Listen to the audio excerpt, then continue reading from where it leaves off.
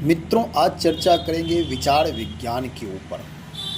विचार विज्ञान यानी विचार पर विचार करना। जो कुछ हम आप सोचते हैं, समझते हैं, बिना कुछ बोले, बिना कुछ कहे, दूसरों को यह विचार प्रभावित कर सकता है और प्रभावित करता ही है।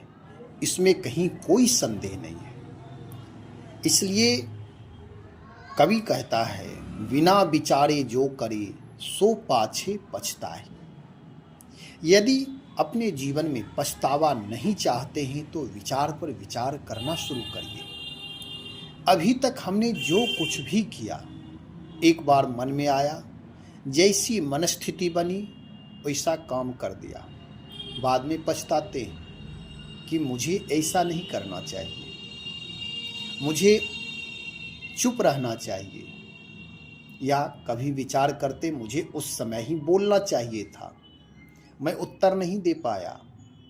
बहुत सारी बातें। मैं केवल इतना कह रहा हूं कि विचार पर विचार। जब कुछ बोलना हो तो पहले अपने मर्म स्थल को टटोले कि मुझे क्या कहना है, क्या बोलना है, किससे कहना है, कब कहना है, इस पर विचार करें। आज बात करते हैं अपने रिश्तों के ऊपर। अपने पारिवारिक रिश्ता जो है, इसमें देखते हैं दिन प्रतिदिन आपसी रिश्ते टूट रहे हैं। लोग एक दूसरे से व्यवहार जगत में दूर होते जा रहे हैं। एक दूसरे के प्रति संवेदना खो रही है। यदि इस तरह की स्थिति रहेगी तो क्या मनुष्य की मनुष्यता, मानव की मानवता, पारिवारिक सामंजस्य रह पाएगा? कदापि नहीं। हम आप सब मनुष्य हैं। प्राणी मात्र के प्रति हमारी आपकी संवेदना होनी चाहिए। प्राणी मात्र के प्रति सेवा भाव, सहायता भाव, सहयोग भाव होना चाहिए। लेकिन देखने को यह मिलता है कि प्राणी मात्र तो दूर रहा। भाई भाई में प्रेम नहीं है, पिता पुत्र में प्रेम नहीं है, माँ बेटा में वार्ता नहीं हो रही है, संवाद नाम की कोई चीज ही नहीं है। केवल जहां देखो वहीं विवाद, जहां देखो वहीं विवाद। हर जगह विवाद ही विवाद है। संवाद नहीं दिखाई दे रहा, आपसी सहमति नहीं दिखाई दे रही है। रिश्ते में खींचातानी है, जबरदस्ती रिश्ते ढो रहे हैं लोग। ये मानव जीवन का मूल्य नहीं है। मानव जीवन बहुमूल्य है, परम जीवन है, आह्लादित जीवन होना चाहिए। आखिर होगा कैसे? तभी होगा जब एक दूसरे के प्रति हम सद्भाव रखेंगे, प्रेम रखेंगे। हम कहते हैं कि परिवार में कुछ चीजें हैं जिसके कारण आपसी रिश्ते में मतभेद होता है। वह क्या है? जैसे एक दूसरे की बातों को नहीं समझना। दूसरी बात कि जब कोई काम बड़े लोग कुछ करते हैं तो उनको लगता है मेरी आज्ञा का उल्लंघन होना ही नहीं चाहिए, मैं जो कह रहा हूं सही कह रहा हूं। ये अहंकार सूचक है।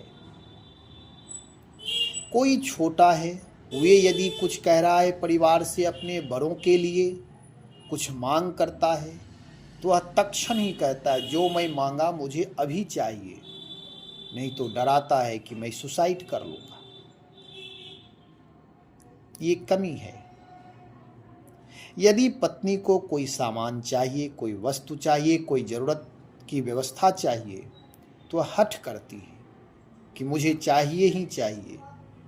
मैं एक बार बोल दिया, शब्द निकल गए तो मुझे हाजिर होना चाहिए, तत्क्षण मिलना चाहिए। ये कमियां हैं। ये आपसी सहमति इस परिस्थिति में नहीं बन सकती। आपसी सहमति तब बनेगी जब कोई भी काम करने से पहले विचार करे, एक संवाद करे।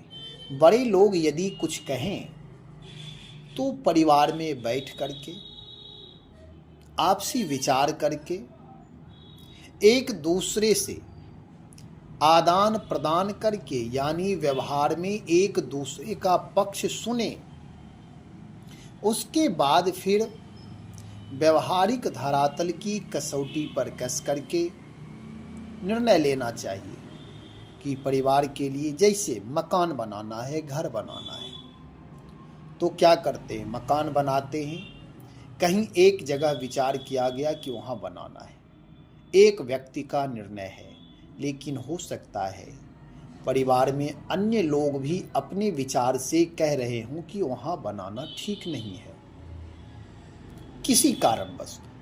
तो यह पहले समझ ले। ऐसा नहीं कि मैं बोल दिया तो बोल दिया, नहीं। हो सकता है वे लोग अन्य पक्षों के कारण मना कर रहे हों अथवा यह कह रहे हों कि वहाँ बनाना उचित नहीं है। तो इस समय बड़े लोगों का झुकना या बड़े लोगों को अपना निर्णय वापस लेने में संकोच नहीं होना चाहिए। यदि अहंकार के कारण यह कहें कि मैं जो बोला वे होना ही चाहिए, तो ये दोष है। इसका परिणाम आपसी मतभेद होगा ही, रिश्ते टूटेंगे ही, एक दूसरे के प्रति ईर्ष्यात्मक भाव का जन्म होगा, फिर प्रेम नहीं रह सकता, एक दूसरे के प्रति सम्मान भाव नहीं रह सकता। कोई परिवार में छोटा है और उसे कोई चीज की आवश्यकता है, वह मांग रहा है। यदि माता पिता कह रहे हैं कि देखो अभी ये तुम्हें लेना उचित नहीं है,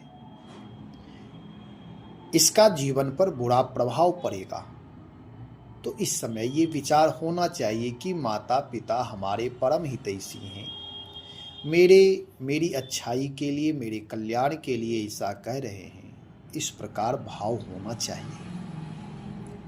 उस समय अपना हठ का परित्याग करना चाहिए। कोई भी काम करें तो आपसी संवाद करें। जब लोग कोई हठ पूर्वक कार्य करते हैं तो उसका परिणाम हठ बस सब संकट सहे, हठ का परिणाम संकट होगा।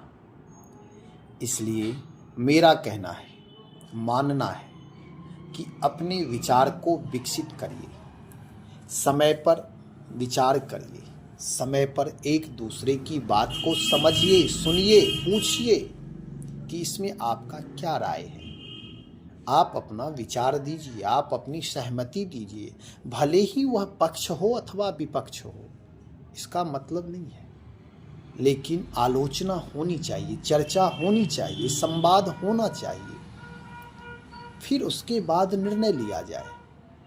यदि हठात निर्णय लेते, हठपूर्वक निर्णय लेते हैं, अन्य लोगों का तिरस्कार करके कोई एक व्यक्ति निर्णय लेता है, तो वह हमेशा गलत ही गलत होगा।